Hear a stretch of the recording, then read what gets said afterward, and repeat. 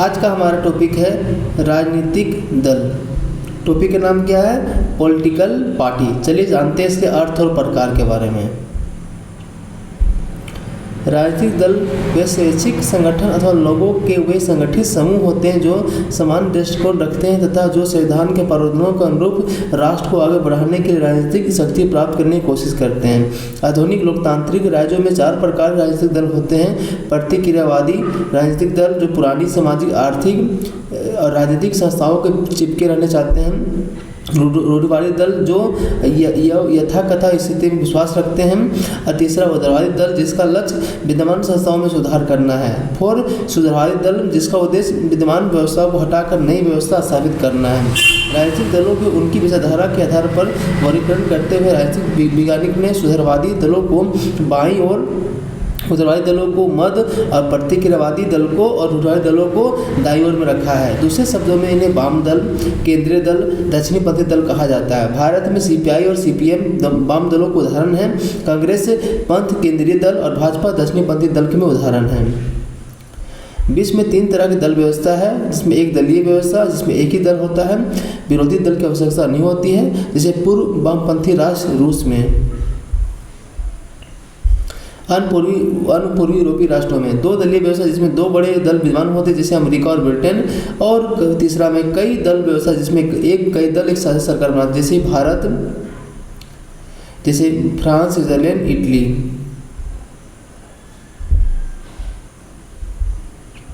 अब बोला भारत में दलीय व्यवस्था। तो भारत में कैसे दलीय व्यवस्था है? आपका बहुदलीय व्यवस्था, मतलब जहाँ एक दल में बहुत सारे दल होता है। देश का विशाल आकार, भारतीय समाज की विभिन्नता, सार्वभौमिक वैश्विक मताधिकार, विलक्षण राजनीतिक प्रक्रियाओं तथा कई अन्य कारणों से कई प्रकार के राजनीतिक दलों का उदय हुआ है। वास्तव में विश्व में भारत में सबसे ज़्यादा राजनीतिक दल है। 16वीं लोकसभा आम चुनाव 14 में पूर्व संध्या के देश में 6 राष्ट्रीय दल, 47 राज्य स्तरीय दल एवं 15 श्रेणी में गैर मान्यता प्राप्त राजनीतिक दल दर्ज किए हैं। इसके अलावा भारत में सभी प्रकार राजनीतिक दल, वामपंथी दल, केंद्रीय दल, दक्षिणपंथी दल, सांप्रदायिक दल, गैर सांप्रदायिक दल आदि है। परिणामस्वरूप त्रिशंकु संसद, त्रिशंकु विधानसभा, साझा सरकार गठन एक समान बात है।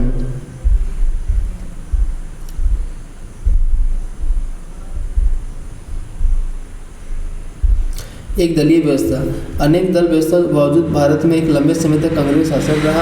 अतः श्रेष्ठ राजनीतिक विश्लेषण रजनी कोठारी ने भारत एक दलीय व्यवस्था को दलीय व्यवस्था अथवा कांग्रेस व्यवस्था कहा है। कांग्रेस के प्रभावपूर्ण शासन में 67 तक क्षेत्रीय दलों तथा अन्य राष्ट्रीय दलों जैसे जनता पार्टी 1977, जनता दल 1989, भाजपा 1991 जैसे प्रतिनिधित्वपूर्ण पार्टियों को उदय और विकास कारण कमी आनी शुरू हो गई। वर्तमान 2013 में देश में लगभग 6 राष्ट्रीय दल, 51 राज्य शास्त्रीय दल और 15 पंजीकृत गैर मान्यता दल है।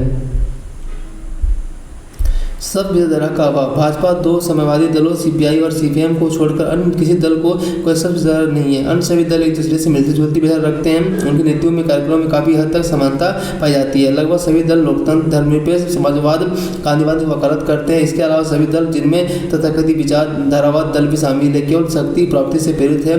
अतः राजनीतिक विचारधारा के बजाय मुद्दों पर आधारित हो गई है। फलवादिता सिद्धांतों का स्थान ले गया है। बहुत दलों में संगठन एक श्रेष्ठ व्यक्ति की जरूरत होता है। जो दल उसकी विचारधारा को ज़्यादा महत्वपूर्ण हो जाता है। दल अपनी घोषणा पत्रों के बजाय अपने नेताओं को पहचाने जाते हैं। यह भी एक तथ्य है कि कांग्रेस प्रसिद्धि अपने नेताओं जवाहरलाल नेहरू, इंदिरा गांधी, राजीव गांधी की वजह से है। इसी प्रकार तमिलनाडु में एआईएडीएमके तथा आंध्र में तेलुगु देशम पार्टी एमजी रामचंद्रम और एनटी रामाराव ने अपनी पहचान प्राप्ति की है। यह भी रोचक तथ्य, कई दल अपने नाम से अपने नेताओं का नाम इस्तेमाल करते हैं, जैसे बीजू जनता दल, लोक दल, कांग्रेस आदि है। अतः ऐसा कहा जाता है भारत में राजनीतिक दलों के स्थान पर राजनीतिक व्यक्तित्व है। पारंपरिक कारकों में आधारित पश्चिमी देशों में राजनीतिक दल सामाजिक, आर्थिक और राजनीतिक कार्यक्रमों में आधार बनाते हैं। दूसरी ओर भारत में अल्पसंख्यक दलों का गठन धर्म, जाति, धर्म, संस्कृति या नस्ल आदि पर होता है। उदाहरण के लिए शिवसेना, मुस्लिम league, Hindu Mahasabha, Akali Dal, Muslim Majlis, Bahujan Samaj party, Republican party of India, Gorkha league आदि। ये दल सांप्रदायिक और क्षेत्रीय हितों को बढ़ावा देने के लिए कार्य करते हैं। इस कारण से सार्वजनिक हितों की अनदेखी करते हैं। भारत दलीय व्यवस्था का दूसरा प्रमुख लक्षण राज्य स्तरीय दलों को उदय उनकी बढ़ती भूमिका। कई प्रदेशों में सत्तारूढ़ दल है, जैसे कि ओडिशा में बीजेडी, आंध्र प्रदेश में तेलुगु देशम पार्टी, तमिलनाडु में डीएमके, पंजाब में अकाली दल, असम में गण परिषद, जम्मू कश्मीर में नेशनल कॉन्फ्रेंस, बिहार में जनता दल आदि। आराम से क्षेत्रीय राजनीति में सीमित है, किंतु कुछ समय के केंद्र में शासन सरकार इस कारण राष्ट्रीय स्तर पर इनकी भूमिका महत्वपूर्ण रही है। 1984 में तेलुगु देशम पार्टी के लोकसभा में सबसे बड़े विपक्षी दल के रूप में उभरा था। दल बनाना दल परिवर्तन। भारत दल बनाना दल परिवर्तन पूर्व विलय, बिखराव, ध्रुवीकरण आदि राजनीतिक दलों की कार्यशैली महत्वपूर्ण रूप से सत्ता के लालसा और भौतिक वस्तुओं के लालसा कारण राजनीतिक अपने दल छोड़कर दूसरे दल में शामिल हो जाते हैं, नए दल बना लेते हैं। चौथे आम चुनाव 1977 के बाद दल परिवर्तन काफी तेजी हो गया। इस घटना में केंद्र और राज्य दोनों की राजनीतिक अस्थिरता पैदा हो गई। दलों ने विघटन को बढ़ावा मिला था। 2 जनता दल, तेलुगु देशम पार्टी, डीएमके, साम्यवादी दल, 3 अकाली दल और 3 मुस्लिम लीग आदि बने हैं। प्रभावशाली विपक्ष का अभाव। प्रभाव ने प्रचलित संसदीय लोकतंत्र की सफलता के लिए प्रभावशाली विपक्ष अत्यंत आवश्यक है। यह सत्तारूढ़ दल के निरंकुश शासन को प्रवृत्ति रोक लगाता है, वैकल्पिक सरकार देता है, किंतु पिछले 50 वर्षों में कुछ अवसरों छोड़कर देखा गया ज्ञात होता है कि देश में सशक्त, प्रभावशाली, जागरूक विपक्ष का अभाव हो रहा है। विपक्षी दलों में एकता का अभाव है और बहुत सत्तारूढ़ दलों के सदन में आपसी विवाद से उलझ जाते हैं और राष्ट्र के निर्माण राजनीतिक क्रियाओं में सृजनात्मक भूमिका निभाने के लिए असफल है। राष्ट्रीय और राजनीतिक दलों की मान्यता। निर्वाचन आयोग निर्वाचन के प्रयोजन हेतु राजनीतिक दलों को पंजीकृत करता है। उनकी चुनाव निष्पादन के आधार पर उन्हें राष्ट्रीय और राजनीतिक दलों के रूप में मान्यता प्रदान करता है। अन्य दलों को केवल पंजीकृत गैर मान्यता प्राप्त दल घोषित करता है। आयोग द्वारा दलों को प्रदान की गई मान्यता उनके लिए कुछ विशेषाधिकार आधार पर निर्धारण करती है, जैसे चुनाव को चिन्ह आवंटन, राजनीतिक टेलीविजन, रेडियो, राजनीतिक प्रशासन हेतु समय को उपलब्ध और निर्वाचन सूचियों में प्राप्त करने की सुविधा। इसके अलावा मान्यता प्राप्त दलों को नामांकन के लिए एक प्रस्तावक चाहिए, पर इन दलों को चुनाव के समय 48% की रखने की अनुमति है। पंजीकृत परंतु मान्यता रहित दलों को 20 और 18% की रखने की अनुमति है। इन दलों में मुस्लिम उम्मीदवारों को प्रचार करने वाले के प्रचार का यात्रा खर्च उम्मीदवारों के चुनाव खर्च में नहीं शामिल किया जाता है। प्रति राष्ट्रीय दल को एक चुनाव चिन्ह प्रदान किया जाता है जो संपूर्ण देश में विशेष उसी के लिए आरक्षित होता है। इसी प्रकार प्रति राष्ट्रीय दल को चुनाव चिन्ह प्रदान किया जाता है और जिन राज्यों में मान्यता प्राप्त विशेष उसी के लिए आरक्षित होता है। दूसरी ओर कोई पंजीकृत गैर मान्यता दल शेष चुनाव चिन्हों में सूची चिन्ह का चुनाव कर सकता है। दूसरे शब्दों में आयोग कुछ चिन्हों को आरक्षित चिन्हों के रूप में प्रदान करता है जो मान्यता प्राप्त दलों के आवेदकों हेतु है। अन्य शेष चिन्ह अनावश्यक होते हैं।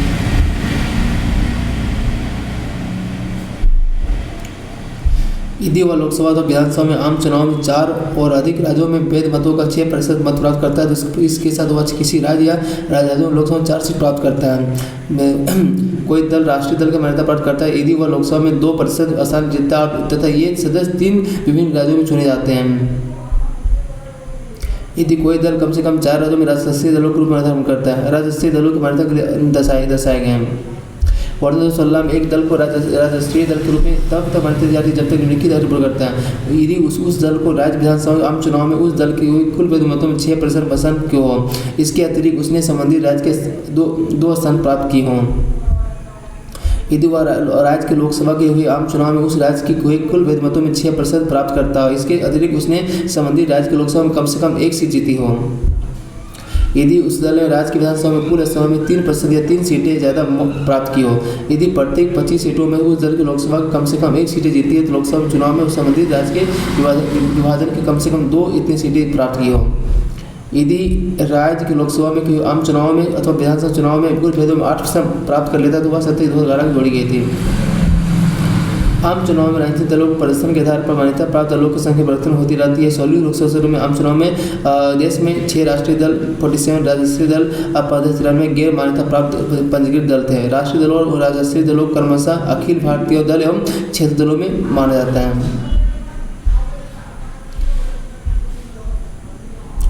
देखिए भारत में कब कब चुनाव हुआ है, मतलब भारत में लोकसभा चुनाव प्रथम 1952 याद रखिएगा, द्वितीय 57, तृतीय 1962, चौथा 67, पाँचवा 71, छठा 77, सातवां 1980, आठवां 84, नौवां 89, 10वां 91, 11वां 96, 12वां 98, 13वां 99, 14 2004, 15 2009 और 16 आपका हो गया 14।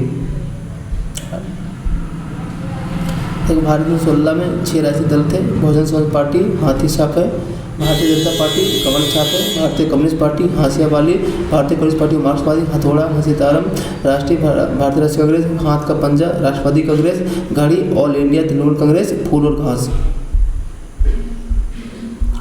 अब देखो भारत में दलों का वर्गीकरण किया गया है राष्ट्रीय और धर्मनिरपेक्ष, क्षेत्रीय, स्थानीय, साम्यवादी, तटस्थ और लघु। तो देखिए विचारधारा में बोला जाता है कांग्रेस ई को माना जाता है। इसमें देखिए दक्षिणपंथी और वामपंथी, दक्षिणपंथी में भाजपा बोला गया है ना, वामपंथी में सीपीआई या सीपीएम को जोड़ा गया है। और अगर हम बोले सांप्रदायिक में बोला गया है इसको शिरोमणि अकाली दल, डीएमके, आईएमके, शिवसेना, मुस्लिम लीग, रिपब्लिक।